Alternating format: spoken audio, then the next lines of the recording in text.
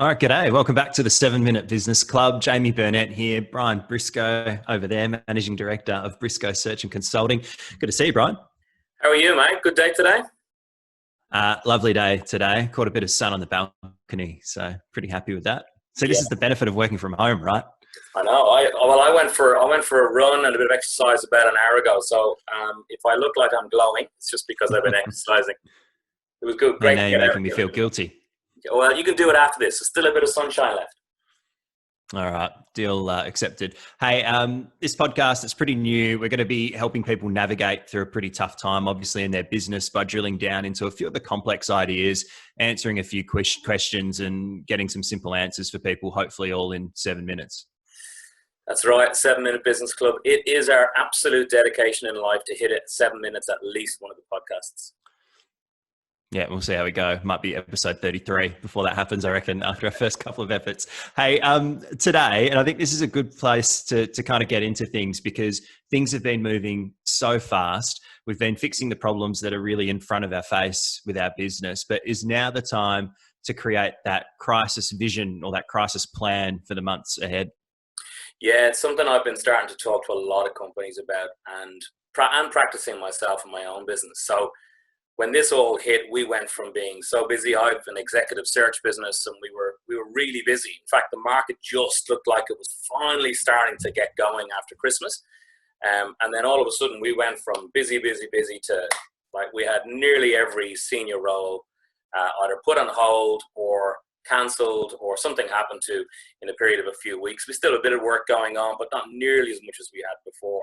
And so there's definitely this hygiene of getting everyone socially distanced, moving people to work from home. We were a business that had a lot of work from home systems and activities already in our organization. So that wasn't a big adjustment. But the adjustment was, oh my God, what do I do with my time? And there's a real abyss with that. So I think, the analogy, I know this is going to sound harsh based on the fact that this is a health crisis as well as an economic crisis, but it almost felt like there was a death. And then everything we were planning for was the removal and the funeral or some kind of religious ceremony that was going to happen a couple of weeks after the death. And no one was really thinking in our business about what we were going to do after that. And I think that a lot of small and medium businesses I've been speaking to are in the same boat. So it's a perfect time to plan now because I think, again, at the risk of using the crass analogy, the funeral's now happened and we're kind of starting to kind of pull our head above the parapet and go, okay, what does the next 6 months and 12 months look like?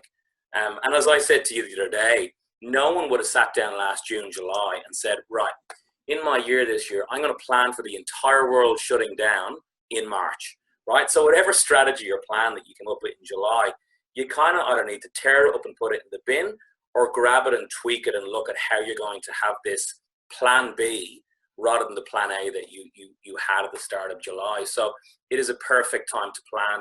It is completely understandable and forgivable that you haven't done it to this point, but I think it's really important to create what I'm calling a co-vision rather than being a victim of COVID.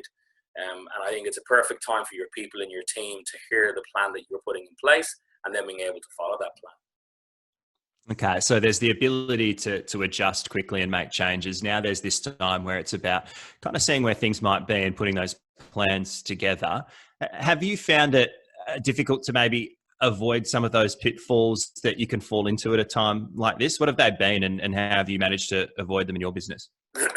Yeah, loads of them, right? So first of all, I didn't know how bad it was going to be, and I wish I did because I probably would have turned all my super into cash at the end of January. And then there's a wee bit of not so much panic, but just fear. And then you're starting to see all these orders get cancelled. You're trying to make the changes quick enough in your business and be flexible and malleable. And listen, I got my business to a really lean, what I would call fit state for something like this, because I just learned over the years that exec recruitment is boom or bust, and you just don't get time to react if you've got a massive fixed cost thing. But then, as I said before, that panic, and then also I don't go quiet because I'm a talkative, fairly communicative and expressive personality. But there is a risk of you going quiet, and so the things that I've really tried to do is communicate with the guys that work for me and with me, give them a sense of where it's at. Like, be fairly honest. I mean, don't just say, "Oh, listen, it'll be a month and then we'll be out of this." And I think, something that I can be a bit critical of the governments of the day, but I think our government in Australia have been pretty good like that. They've kind of given us conservative worst case scenario so that we're ready for that. Like, we could be 6 months doing this. Well, if it's 5.5, we'll feel we got 2 weeks holiday, right? So I think it's really important to do and just get past that. But it's very, very natural as a business owner that you have those negative emotions. The best thing that I could have done was get in action, like things like you and I creating the 7 Minute Business Club. It's just about actually getting in action and doing things that will make a difference and contribute, rather than being lost in your own fear and your own uncertainty. Yeah, so is that a strong part of it as well? Make a plan rather, but be prepared to adjust, to try new things, and maybe hear some new ideas. Fail fast, just keep trying.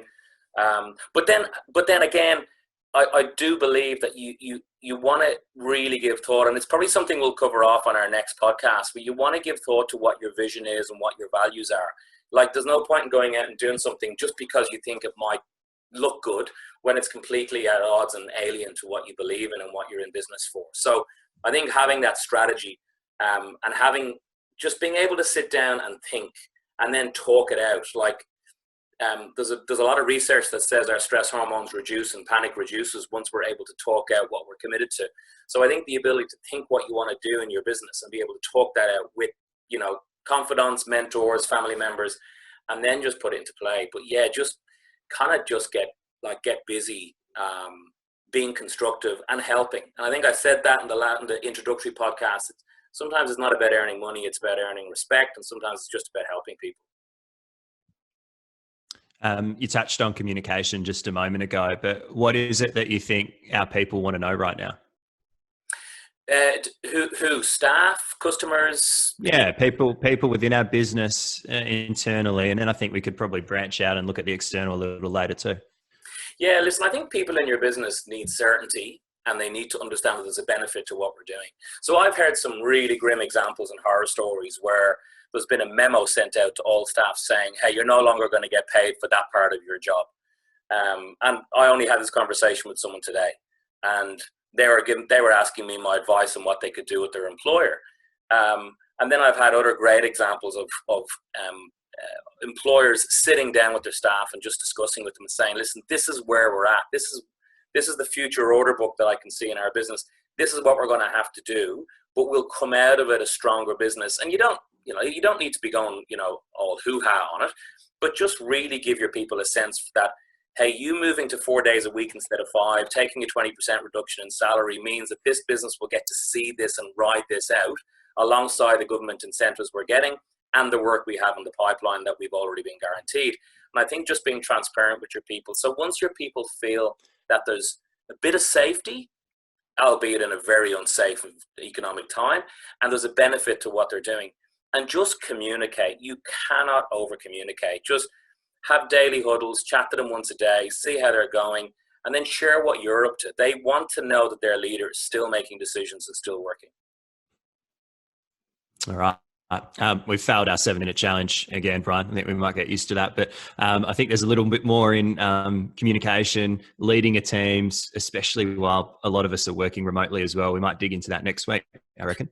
Yeah, I think there's lots that can cascade from that. And I'd be really keen to give people just a kind of a formula as to how to go about creating this vision for themselves that will allow them to have a bit of a framework, almost grab what we give them and workshop it themselves and with their key leaders.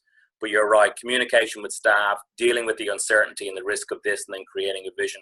We've probably created another 7 minutes times 3 with that. Yeah, we'll dig into it next week. This is the 7-Minute Business Club. We'll see you then, Brian. Yeah, thanks, Jamie. Look forward to it.